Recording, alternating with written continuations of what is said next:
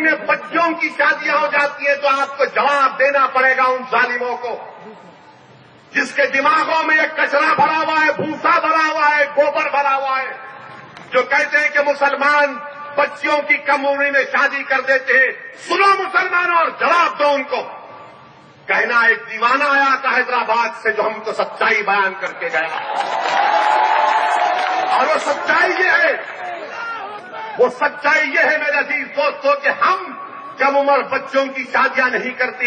2011 کا سنسس پکار کر سنگ پریوار، بی جے پی، کانگریس، سماجوادی پارٹی کے لوگوں سے کہہ رہا ہے کہ 1,20,10 سال کی کم عمر لڑکیوں کے ہندوستان میں شادی ہوئی تو اس میں صرف 14% سے کم مسلمان بچیاں تھیں، ماں باقی غیر مسلم تھیں۔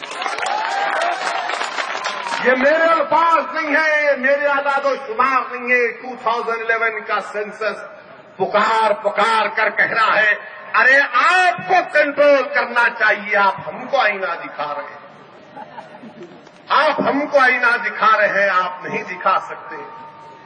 میرے عزیز دوستوں اور بزرگوں، لوگ کہتے ہیں کہ بچیاں ہندوستان میں پیدا نہیں ہو رہی ہیں۔ مسٹر مودی کہتے ہیں ایک اسکیم نکالا، بیٹی پڑھاؤ بیٹی بچاؤ۔ ٹھیک ہے مسٹر مودی، بیٹی کو بچاؤ بیٹی کو پڑھاؤ، بہت اچھا ہے، ہم سب کرتے ہیں۔ اس لیے ہم کرتے ہیں کہ رسول اللہ صلی اللہ علیہ وسلم کی سنت ہے کہ جب شہزادی جنت تشریف لاتی تو رحمت اللہ عالمین ان کے استقبال میں کھڑے ہو جاتے اور ان کو بوسا۔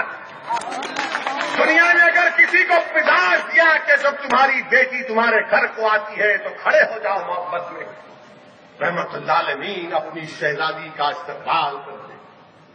آپ بیٹی بچاؤ بیٹی پڑھاؤ کی بات کر رہے ہیں۔ ہندوستان میں اگر 1000 بچے پیدا ہوتے ہیں تو 1000 بچیاں نہیں پیدا ہوتی ہیں۔ آپ کو معلوم 1000 بچوں پر سب سے بہترین ریکارڈ عیسائیوں کے بعد کس کا ہے؟ مسلمانوں کا۔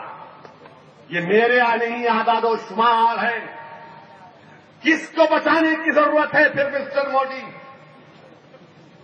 کس کو بچانے کی ضرورت ہے؟ مگر آپ صرف اپنی سوچ اور فکر اور آئیڈیالوجی کی بنیاد پر ہمارا پیچھا کر رہے ہیں۔ یاد رکھیے آپ یہ نہیں کر سکتے، آپ یہ ہرگز نہیں کر سکتے۔ جمہوریت ہے یہ، اس ملک میں یکساں سول کوڈ نافذ نہیں ہو سکتا۔ میرے بزرگوں، میرے عزیزوں، آج کے اس جلسے میں معزز علماء کرام بھی موجود ہیں۔ میں ان کی موجودگی کا فائدہ اٹھاتے ہوئے گزارش کروں گا کہ متحد ہو جاؤ، متحد ہو جاؤ میرے بھائی۔ یاد رکھو اسد الدین اویسی بھی ایک دن انشاءاللہ تعالی اس زمین میں جائے گا، زمین کی غذا بنے گا۔ انسان کی عزت، انسان کی طاقت کوئی معنی نہیں رکھتی، کیونکہ جو ہر کوئی زمین کی غذا بنے گا، حشر کے میدان میں اٹھایا جائے گا تو ہر ایک کو اپنے اپنے اعمال کا جواب دینا پڑے گا۔ اور میں تمہارے درمیان میں کھڑے ہو کر تم سے بھیک مانگ رہا ہوں کہ اتحاد پیدا کرو۔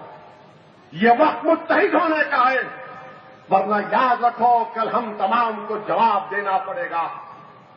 یہ لوگ ہماری شناخت کو ہم سے چھیننا چاہتے ہیں۔ اقتدار ان کو کیا ملا؟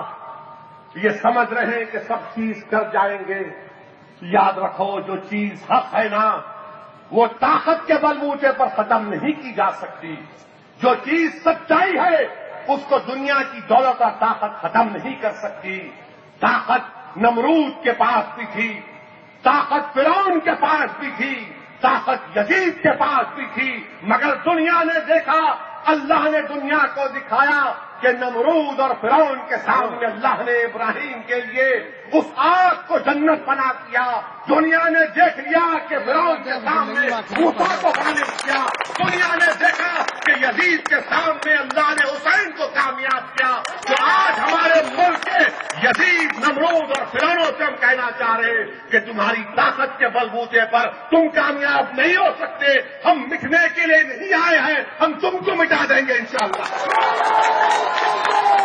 یہ جمہوریت ہے میرے بھائی، یہ جمہوریت ہے۔ اور جمہوریت میں ہم کو اپنا حق ملنا چاہیے۔ دوسری اہم بات کہ اتر پردیش کی ریاست میں ایک طرف دلی میں ایک کام چل رہا ہے تو لکھنؤ میں ایک ڈرامہ چل رہا ہے۔ لکھنؤ کا ڈرامہ یہ ہے کہ ملائم سنگھ یادو کے بھائی سوپال اپنے بڑے بھائی کو لو لیٹر لکھتے ہیں، نیتا جی آپ اکھلیش کو مکھیہ منتری گھوشت کر دیجئے ورنہ آپ ذمہ دار ہوں گے۔ ہاں رام گوپال لکھتے ہیں، رام گوپال بھی ان کے بھائی ہیں نا، لیٹر لکھتے ہیں اپنے بڑے بھائی کو۔ کیا آج کے زمانے میں کوئی چھوٹا بھائی بڑے بھائی کو لیٹر لکھتا ہے؟ فون کر کے بتا دیتا، گھر چلا جاتا، گھر جا کر بڑے بھائی کے پیر پکڑ کر بولتا کہ بھائی جان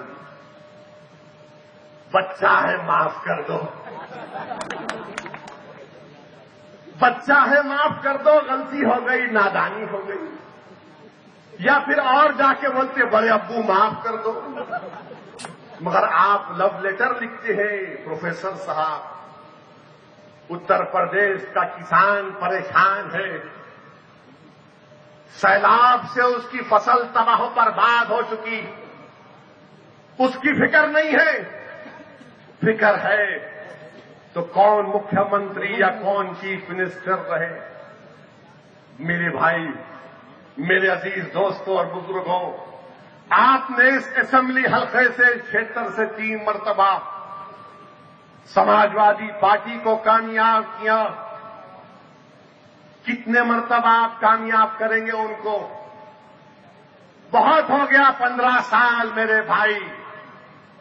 یہ 15 سال، یہ 15 کا جب نمبر آتا ہے تو بڑا عجیب و غریب نمبر ہے یہ۔ نہ 15 لاکھ موڈی دیے، نہ انہوں 15 سال میں کچھ کرے آپ کے لیے، نہ ان کے 15 لاکھ آئے، نہ ان کے 15 سال میں کچھ ترقیاتی وکاس کا کام ہوا آپ کے چھیتر میں۔ میرے عزیز دوستوں اور بزرگوں، جو بھتیجا اپنے چاچا کا نہیں ہوا وہ غریب عوام کا کیا ہوگا؟ جو بیٹا اپنے باپ کا نہیں ہوا وہ اتر پردیش کے نوجوانوں کے لیے کیا کرے گا؟ جو چاچا اپنے بھتیجے کو سینے سے نہیں لگا سکتا وہ نوجوانوں کی آنکھوں میں جو خواب ہے اس کو کیسے پورا کرے گا؟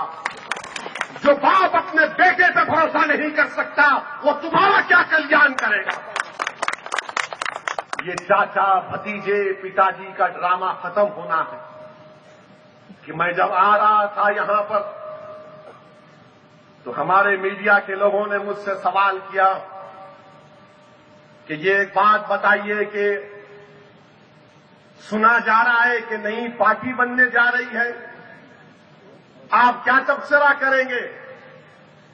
میں نے کہا کون سی پارٹی؟ کہاں کی پارٹی؟ کدھر کی پارٹی؟ میری نظروں میں تو خالی ایک ہی پارٹی ہے، وہ آپ کی پارٹی، میری پارٹی مجلس پارٹی ہے۔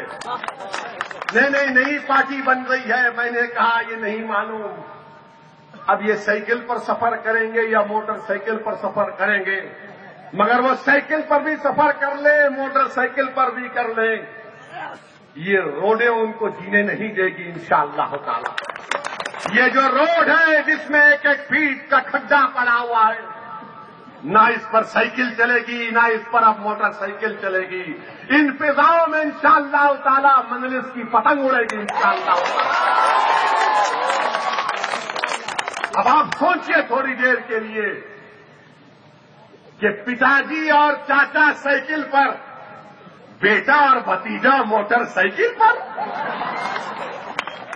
واہ، کیا سماجواد ہے یہ کہ بیٹا موٹر سائیکل پر جا رہا ہے، کہہ رہا ہے پتا جی آئیے، رم کے پینڈل مارتے رہیں گے، مگر اتر پردیش کا وناش کر دیا آپ لوگوں نے۔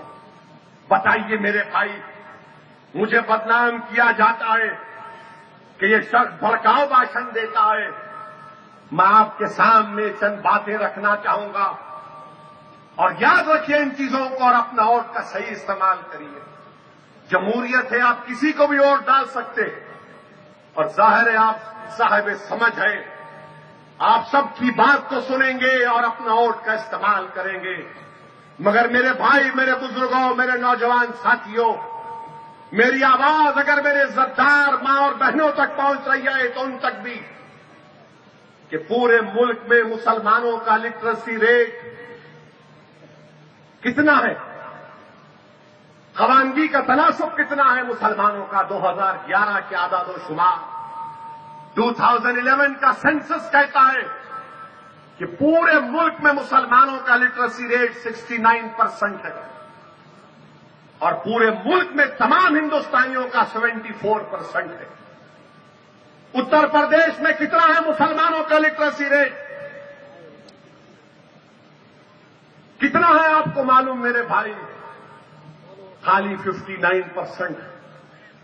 59% لٹریسی ریٹ ہے مسلمانوں کا اتر پردیش میں، اور اکھلیش یادو سماجوادی کہتی ہے کہ ہم وکاس کے نام پر آگے بڑھیں گے۔ یہ وکاس ہے آپ کا، یہ وکاس ہے آپ کا کہ آپ ہم کو اسکول نہیں دیتے، یہ وکاس ہے آپ کا کہ آپ انٹر کالج نہیں دیتے، یہ وکاس ہے آپ کا کہ آپ ڈگری کالج نہیں دیتے، اور یہ اعداد و شمار حکومت ہند کے ہیں کہ پورے ملک میں مسلمانوں کا لٹریسی ریٹ یہ ہے، اور اتر پردیش میں 10% اس سے کم۔ یہ اکھلیش یادو کا وکاس ہے۔ وکاس کے نام پر سماجوادی ووٹ پوچھتی ہے تو بتائیے آپ، اگر 100 بچے مرتے ہیں اتر پردیش میں تو سب سے زیادہ کس کے مرتے ہیں پیدا ہونے کے بعد؟ ہم سے محبت ہے نا؟ ملائم سنگھ کہتے ہیں کہ میں مولانا ملائم ہوں، نہیں معلوم کہاں کے مولانا، مگر بتائیے مولانا صاحب،